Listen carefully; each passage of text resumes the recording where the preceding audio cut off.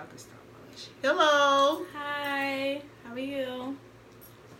Welcome. Welcome. We're back, y'all. Yes, we are. We're back. We're back.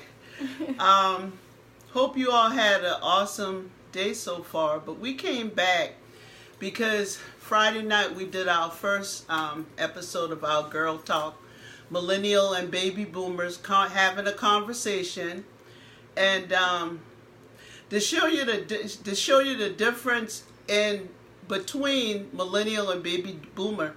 Let me tell y'all what the Baby Boomer did on Friday night. After we had that fantastic conversation, Girls Talk, the Baby Boomer deleted it. Yes. Yes. Y'all know why I deleted it? Because that proves that Baby Boomers is not as savvy, tech savvy as the Millennials. That's why we need each other. Perfect point. Well, my two girls, Sade and Natasha, Tottie, they were real patient, but oh, my heart was so broken when I did it, y'all. So that's another reason why Baby Boomers and Millennials, the importance of us connecting and having girl talk and having conversations. Because though we are different and we're from two different generations, we still need each other. When we connect, oh my God, what we can do together if we connect and begin to have conversation, begin to have some girl talk. Yes. Yeah. I'm here, y'all. So I'm doing all my sharing, so I'm going to ask y'all to do the same thing. If you know any millennials or baby boomers that would like to join our conversation, please go ahead and hit the share button. Let them know that we're live. And I'm new to Facebook, so you can now add me at Sade Brown. You can find me at Sade, Sade Brown on Facebook. Amen. Yes.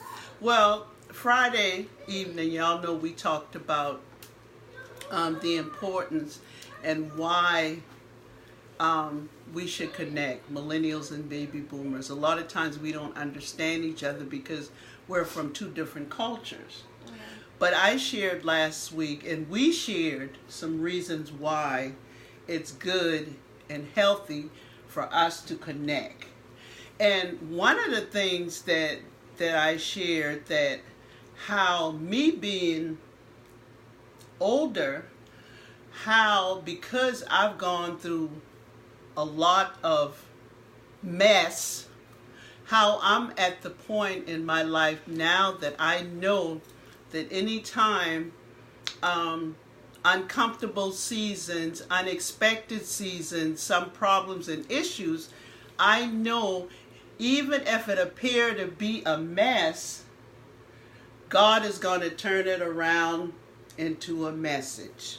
Mm-hmm. And Sade kind of talked about what her mess was, yes. And now God is turning it into a message. Yes, I've been actually dealing with anxiety disorder and depression for a while, and so in my prayer time with God, he basically revealed to me, you know, how I can get through it is by helping someone else. So basically, I'm coming up with an event. It's coming up on March 31st, and it's called Spa Day with Sade. Yes. And I'm very excited yes, about it. Yes, I am too. Of course, they will be there. Yes. So you can find them there as well. But yes. it's basically talking about anxiety disorder and how we can like get rid of it altogether through, you know, finding God through that process, because that's what brought me back to him. And actually I'm defeated. I defeated it, and I defeated it twice, so it can be done with him, because nothing is too hard for him. What I like most about myself is that I like how you say you could just take it and turn it into a message, and Right. I battled with it for a while. Like I was like, no, I don't want to share this, and a lot of millennials are speaking up about this, and some of them inspired me. The fact that they just even opened it up, I was never able to do that with Right. anybody. So now I'm at Right. a place where I can open up Yes. and talk about it, Yes. and not only that, I'm going to help somebody, and I'm not going to make people find ways to cope with it, because I feel like that's not getting to the root of the problem and just getting rid of it altogether. Amen. So Yes. yeah, I'm excited about that. But it's March 31st and it's from 1:30 to 4:30. Please come out and join Yes. us, and how you can RSVP for that is so important that you do, so I can know who to prepare for, and you can RSVP at Sade with Sade, Yes. Eventbrite.com. We'll put it in the description. Yeah, she'll put it up. I can never get that right. But she'll We'll put it in up. the description box. But yeah, I'm excited about Sade's event. And she brought up something that I think is important, because like she said, like doctors and people that deal with depression, they'll tell you to cope with it. And that's not what you're supposed to do, and I think that's why a lot of people live with depression. So I'm proud of you, Sade, for doing this. Yeah. Yes. So y'all make sure y'all RSVP. I'll put the link right in the description after we go off camera. The thing with depression is, it's many of us suffer with depression. I know I have also, but it's a stigma, and a lot of people hide in it because it's been, it's a stigma about depression. It makes a person feel like they don't want to share because it's something wrong with it. Mm-hmm. Well, it is something wrong with it, but unless we get to the point that we come out and share it after going through the process, because like I said earlier, when we're going through certain things, it seems like a mess at the time. But as God processes us through it, like He did Sade, it's now a message for her. And then on Friday, we kind of talked about millennials dealing with depression. But I just read an article in the Huffington Post that says, actually, y'all get this, baby boomers have a higher percentage of depression than the millennials. In fact, almost half. The statistics said that baby boomers are at a 14% versus millennial is only 7%. Why is it? Yeah. Well, now baby boomers, their whole makeup of, quote, what is normal for them have changed within the last 5-10 years. Now you find a lot of baby boomers are staying in the workplace longer because of either divorce or either finances, or the reasons have shifted. So now we're in the workplace longer or starting a new business. Sometimes, just like with me, this is like my 3rd time starting all over again. And as I shared Friday, if me and Natasha wasn't kind of thrown together in a needed situation, I would never know the value of what a millennial is to my life if we hadn't lived together for the past 8-9 years. That's an example. Yes. Yeah. That's how because before, being a baby boomer, sometimes we think because we're older, we know everything. And though we may know and have experienced a whole lot more than a millennial, they still can, they can add to us. Because sometimes we get so stuck in our mind and in our ways and in our culture and how we're used to doing things, we close ourselves off to new and better ways of doing things. And that's what I'm finding out about the millennials. They give me energy. I love being around millennials because they give me a new energy. They help me to think different at a different pace. And I like that. They keep me thinking. They keep me on my toes. And I like that. Because even though I'm a baby boomer, I'm not ready yet just to crawl under a rock and die. Right. I know that God have a whole lot more for me to do. So I just believe that if we connect, the message that we go through can turn into message. And your message may be a different way to reaching others than my message. Mine is writing and publishing and preaching and teaching. Mm-hmm. Whereas Todd is different, Sade's is different. Everybody has a different way of turning their mess into message. But the key is not hiding, not hiding our issues. Because though we're talking about depression, there's a whole lot of other stuff that we go through on a daily basis, and we don't want to share it because we're ashamed and we're blaming other people. But when we can get past that process of the blame and shame game, my God, the people that we can help. Yeah, and I think that's the best part about the millennial and baby boomer, the relationship that could be, is that there are a lot of barriers amongst millennials and baby boomers. You kind of touched on some of it. As far as being, you may be a baby boomer, but you're not ready to just give up. And, I can remember my last couple of jobs. I worked in banking, and I was the youngest out of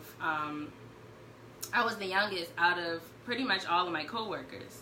Most of them were middle-aged women, and they had been at the bank for 15, 20 years. And, of course, I've always had a side hustle. So them seeing me always, either traveling or doing something different, they'd always say things like, I never thought about doing anything other than this, just my job. Right. And that always, encouraged me, too, because it's like, I don't want to become middle-aged and haven't lived any life or pursued anything. Right. And so I do think that there's some sort of barrier there that millennials can help bring a lot of baby boomers out in as far as them turning their messes into messages. I think for so long, baby boomers especially, or if you're a millennial and you've been raised by a baby boomer who may not have been thinking, outside of their comfort zone, it can be hard to break out of that. So I think that's why it's really important for millennials and baby boomers to, especially as women, to unite more. Because we both have something to bring to the table. Yes, we do. And to add to that, our world is changing and growing in every way. Technology is getting more and more advanced each day, every year, and I believe in 2020 things will be completely different from the way we are. So that's where the millennials come in, because the baby boomers didn't have as much resources as we grew up learning, and then it's going to only keep on coming and keep on advancing. So that's another way that we could kind of help baby boomers in those areas, because you guys had limited resources than what we did growing up. So I think that's where we come in at to help you. Right. I'm sure everybody got a granny or a grandmama with an iPhone or something trying to text, but baby, I don't know how to do that. Facebook, but don't know how to do nothing but look and learn. Or delete the whole Yes, because this world is, believe it or not, this world is not it's only changing, and it's gonna keep on changing. New ideas, and these things are out here to help us. For you publish books or whatever, and I think we said that after we had finished recording, how can you imagine doing, some people did it back then, but it's much better. Can you imagine typing your books up on typewriters? Yes. It's much easier the way, the way that things are now. So I think that's where we come in to kind of help them learn and, get caught up with the world that we live in today. Right.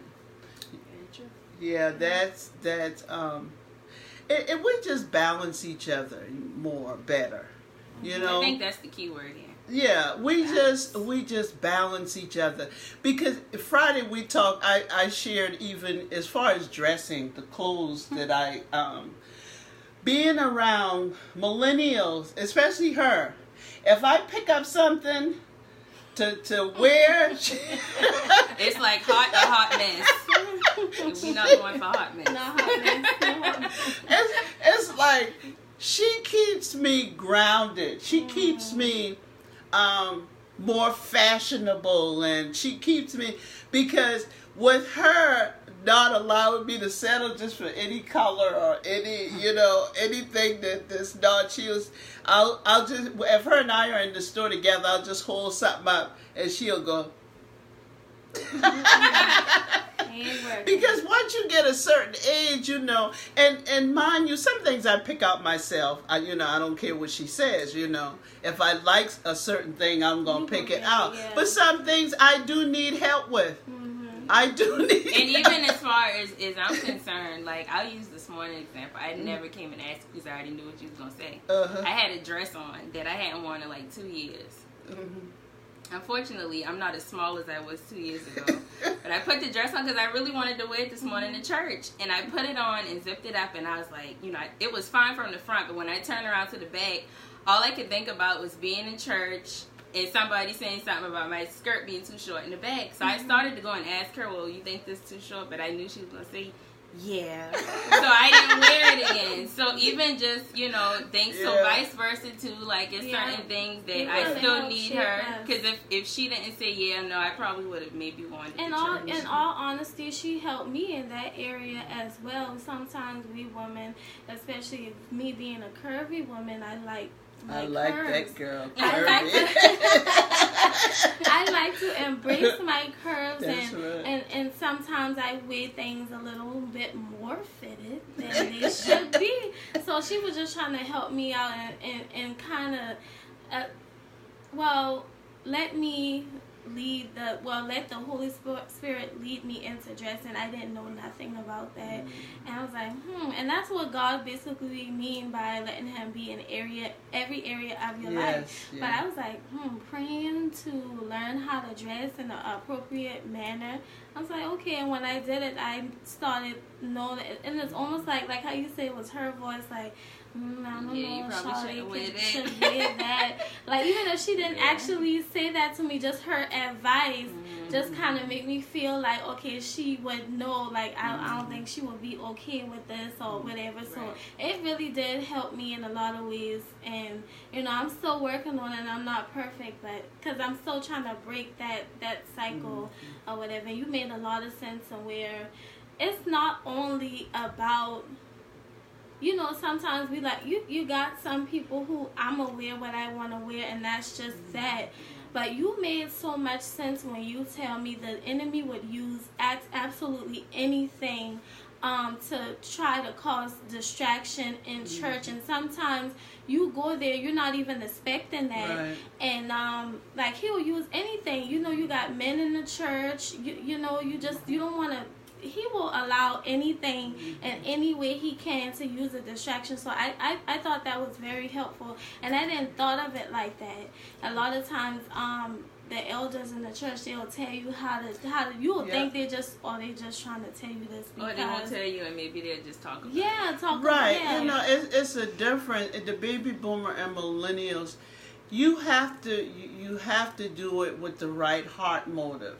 Yeah. And you have to be led by the Spirit. Because, we're not out to humiliate anybody. If you're going to gossip about it, then you're not the one that God want to use for that, to bring the awareness. And we have to be careful, because you have to truly love people, kind of like Pastor preached on today, loving, unconditional, with forgiving heart. And we say it, but we're so used to saying love, and it's the same way with the millennial and baby boomers.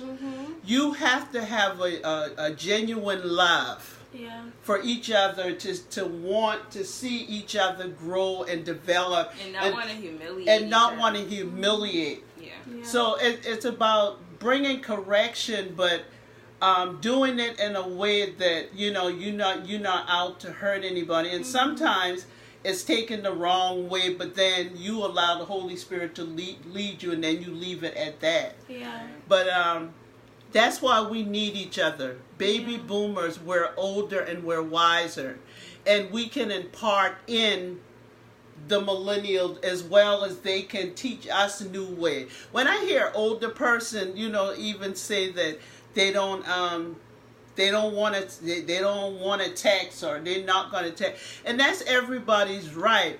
But if you're in a place of ministry, or if you're in a place where your call is to reach people, we have to really climb out that box. You can't reach people in because the bubble. we can't reach anybody if we're still in the box. Yeah. So it's just like when I went back to school to get my bachelor degree, I had to literally go back and get a second grade math book just to pass the first math class. And sometimes that's what it's going to take to come into and be, get suave tech. I messed up this social media thing. Y'all, if y'all just knew how much of a fight sometimes it is for me. But I know that I'm supposed to reach out, and I'm called to more than just my local church, or I'm called to more than just my family. But I want to always prepare myself so that I could reach the masses. And that's what the millennial does for me. It gives me this energy to always want to find and do new and innovative ways so that others could reach, so that I could reach others and help make their lives better. That makes sense? Yes, that's true. That's true. That's why it's so important to I don't feel like anybody's ever going to master social media, because it's changing every 5 seconds. But I do think it's important to at least, try to know the basics. And honestly, baby boomers don't have an excuse, because you got at least a grandchild or a grandniece somewhere that got an iPhone that can show you how to make a post. And honestly, like, reaching people, it goes, like, and Pastor talks about this all the time, it goes outside of church. Like, the real work is done outside of church. And the people, like, we're concerned about people in the church, but it's about the people outside of the church. What are you going to do to bring them in? Where are they now? I'm a business head, so it kind of goes, like, even in business, you have to go where your ideal customer is. If your ideal customer is at the coffee shop, you need to be at the coffee shop. You need to put yourself in front of where you need to meet them at their comfort zone. And a lot of people, I think that's one of the biggest issues with the church and reaching people, is because going to church on Sunday, that ain't it. That's just, us congregating together on Sunday. But if you're trying to bring people to Bible study on Thursday, or to prayer meeting, or to whatever, like, small events the church is having, you got to get out there Monday through Saturday and jump in the pool with them and let them see God through you. And that's how you draw people to church. You don't draw people to church just by going to church. With me. That's not how it works. And so I think, even with I feel like a lot more baby boomers are in church. I think millennials are now starting to get more engaged and excited about it than before. At least when I was growing up. And that's because, a lot of the churches now are incorporating millennials into what they're doing. They're okay with going live on Facebook. They're okay with, like, bringing the church or incorporating the church into what's attracting the world to an extent, so that people can feel like, it's not like it's just a big cult or something like that. And I think baby boomers, if they would just step out the box a little more, they could draw a lot more people. And that's the thing, they kind of close things off without even realizing. You can walk into a church and, not to say it's done intentional, but I think, like I said, the last recording we had, like, they will close us off without even realizing, like, oh, that's a millennial, and hey, babe, how you doing, and keep it moving, and they don't even realize it. I think that it's time to, like, kind of do things different and kind of do things a little bit our way, like you say, going live in the middle of services. They never done that really and just doing things like different. I think some churches have just become so routine, and that's not what we're about, because like the world is changing every day, so we're like keeping up with it. It's time to start changing, and I do feel like that would draw more millennials in and make them feel more engaged, the ones who are not engaged, and that will save a lot of souls. And that's what we all are here for. It's not only about us, because we have our salvation, but it don't make no sense for us to continue to get our salvation, get fed off the word, and not spread what we know to others. Yes. So it's all about saving souls. That's good. Bringing people back to God. That's the end goal, and like bringing people to church or to God, and it has to be some people out there actually doing the work. Yes. At the end of the day, we could all come here on Sunday. We could all sing the same songs. We could all come to the Bible study on Thursday, but Monday through Friday, if the church isn't, this is the way I look at it. If I'm somebody that's not coming to church, like before I started coming back to church last year, I was watching church on Facebook. You know what I mean? So we have to find a way to grab people in the church from where they're currently at. If they're in their bed, hungover, drunk, high, are you reaching them right there? Because if you can't reach them right there, they're definitely not coming in the church. Yes. Right, exactly. Right. You get what I'm saying? Yeah. So that's the way I try to look at it. And that's the approach I try to bring to people, and like I thank God for Pastor, because he's very open to doing things a little bit different. And I think that's important, because it has to be some people out here doing the work and putting the church in front of the people that the church wants to draw. Like that's important. Yeah, you can't be closed in on different ideas, and I noticed that about him too, and I thank God for him on that too. He's very Pastor Grant is awesome. Yes, he is. Come to Christ Temple. Yes. Yeah, he's really awesome. He is awesome. He is awesome. Big heart. But I'm thankful for what we're doing and being united, because I would have never seen this day coming. Yes. Because I feel like, I enjoy. I never seen this day coming, because we really do feel a lot of time, and like I said, it's not intentional. You do it without even realizing that you close us out, because you feel like the space we're in, you probably feel like you have more wisdom, or I don't know, you just go ahead and put yourself in a little group, but we all can be united and really just bond and just be, it's all about togetherness. That's what God wants, unity, not division. So that's good, Sade. You go, girl. Well, if you have anything else, it was one other thing I wanted to mention, but it left me, so maybe that's for our next girl talk. So I hope you all have gotten something out of our girl talk, our conversation between millennial and baby boomers. But if you have, and you know what, we don't have to go far to look for the other one, baby boomer and millennial, because it's right there. They're right there with us. Just like I said, how I think God kind of threw Natasha and I together, where we lived together for 8 or 9 years.